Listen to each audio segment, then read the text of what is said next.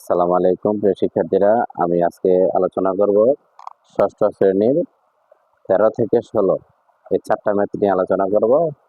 বলছে 13 নম্বর ম্যাথটা দেখো, বলছে কোন সংখ্যার দ্বিগুণের সাথে 6 যোগ করলে যোগফল 14 হবে। কোন সংখ্যা, তার মানে কোন সংখ্যা বলতে অজানা সংখ্যা, যে সংখ্যাটি দেওয়া নাই।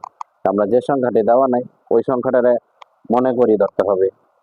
আমরা চলো শুরু করি। এখানে 13 নম্বর ম্যাথে কি রয়েছে, 13 নং সমাধান। আমি চেষ্টা করবো একটু ধীরে সুস্থ বোঝানোর জন্য।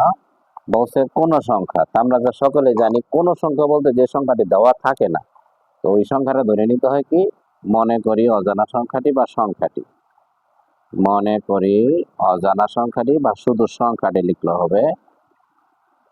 মনে করি সংখ্যাটি এক্স ধরি, যেহেতু বীজগণিতের অঙ্ক, এক্স ধরি অথবা ওয়াই ধরতো, বা যা খুশি তাই ধরতে বা চলক দ্বিগুণের সাথে। এখন আমরা প্রশ্ন মতে বা শর্ত মতে লিখতে পারি। প্রশ্ন মতে বলছে কোন সংখ্যার, যেহেতু কোন সংখ্যা এক্স দ্বিগুণের সাথে, এক্স এর দ্বিগুণ, দ্বিগুণ 6 যোগ করলে, 6 যোগ করলে যোগফল 14। তাহলে এক্স এর দ্বিগুণ বলতে 2x, এক্স এর দ্বিগুণ বলতে কি 2x, এক্স এর 2 দ্বারা গুণ করলে 2x, যোগ করতে বলছে 6, 6 14 ইকুয়াল টু 14 হবে 14। বা এখন আমরা সমাধান গঠন করব, সমাধান করবো। এখন প্লাস আছে, ডান পাশে নিয়ে গেলে কি হবে, আমরা জানি সমাধানের সময় সংখ্যাগুলা ডানে চলকগুলা বামে, এটা মনে রাখতে হবে। প্লাস আছে, ডান পাশে নিয়ে গেলে মাইনাস হবে। 14 থেকে 6 বা 6 বাদ দিলে 8, 8 আমরা 2 দ্বারা কি করব, ভাগ করব। যেহেতু চলক আর সংখ্যা পাশাপাশি থাকা মানে গুণ, গুণ থাকলে ডান পাশে চলে গেলে ভাগ হয়। এই ছিল আমাদের কোন সংখ্যা বলতে অজানা সংখ্যা। এই যে দেওয়া হয়েছে সংখ্যাটি কত, এই যে সংখ্যাটি 4। এখন আসি 14 নম্বর, 14 নং সমাধান। প্রিয় শিক্ষার্থীরা, যদি কারো সমস্যা হয় অবশ্যই কমেন্টস করে জানাবা। আমার এই ম্যাথগুলা দুইটা আইডিতে, একটা পেজে, একটা হচ্ছে আইডিতে, ইউটিউব চ্যানেলে ছাড়া হয়। ইউটিউব চ্যানেলটার নাম হচ্ছে ওয়েলকাম কোচিং সেন্টার, আর হচ্ছে পেজটার নাম হচ্ছে Faruk sir welcome coaching centre. আইডিতে হচ্ছে ফারুক হাসান নামে যে আইডিটা চালাই। তো আমরা এখন কোন সংখ্যা বলতে অজানা সংখ্যাটি মা মনে করি সংখ্যাটি, মনে করি সংখ্যাটি এক্স। আমরা যেটাই ধরি, মনে করি সংখ্যাটি এক্স।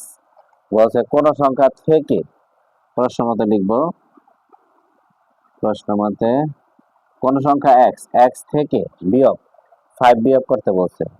বিয়োগ করলে বিয়োগ ফল 11 মানে 11 দাঁড়ায়। মাইনাস আছে, ডান পাশে চলে গেলে প্লাস, তার মানে -5টা ডান পাশে চলে গেলে +5, কত হয় 11 আর 5 16। এখন আমরা করব 15 নং ম্যাথটা।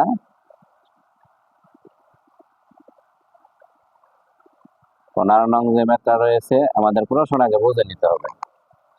কোন সংখ্যা যখনই বলবো কোন সংখ্যা, ওই সংখ্যাটি মনে করি সংখ্যাটি বা অজানা সংখ্যাটি লিখতে হবে, মানে যে সংখ্যাটি দেওয়া নাই। মনে করি সংখ্যাটি,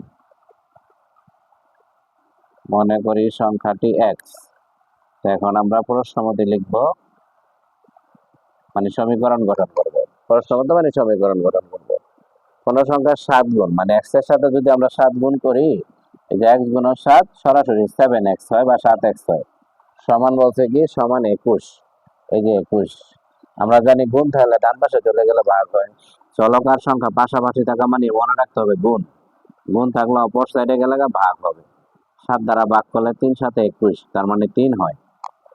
এখন আমরা সর্বশেষ যে 16 নম্বর ম্যাথটা রয়েছে তা নিয়ে আলোচনা করব। সমাধান 16 নং সমাধানে কি বলছে, কোন সংখ্যা, তা আমরা মনে করি আগে সংখ্যাটি লিখে নেই। মনে করি সংখ্যাটি বা অজানা সংখ্যাটি, যে যাই আমরা লিখি তাই হবে। প্রশ্ন মতে মানে সমীকরণ, প্রশ্ন মতে বলতে এখানে বলছে সমীকরণ গঠন করো। এই প্রশ্ন মতেই সমীকরণ এক একটা। তাহলে হচ্ছে কোন সংখ্যার 4 গুণের সাথে আমরা যদি কোন সংখ্যা x ধরছি, x এর সাথে 4 গুণ করি, সরাসরি 4x হয় বা 4x হয়। গুণের সাথে 3 যোগ করলে যোগফল হবে 23 হবে, সমান 23 হবে। বা এখন প্লাস আছে, ডান পাশে নিয়ে গেলে মাইনাস। এখন 23 থেকে 3 বাদ দেওয়ার পর 20 থাকে। x এর সাথে 4 গুণ ছিল, ডান পাশে চলে গেলে কি হবে, ভাগ হবে। তার মানে 4 দ্বারা ভাগ করলে কত দাঁড়ায়, 4 5 20। আশা করি বুঝতে পারছো। আল্লাহ হাফেজ।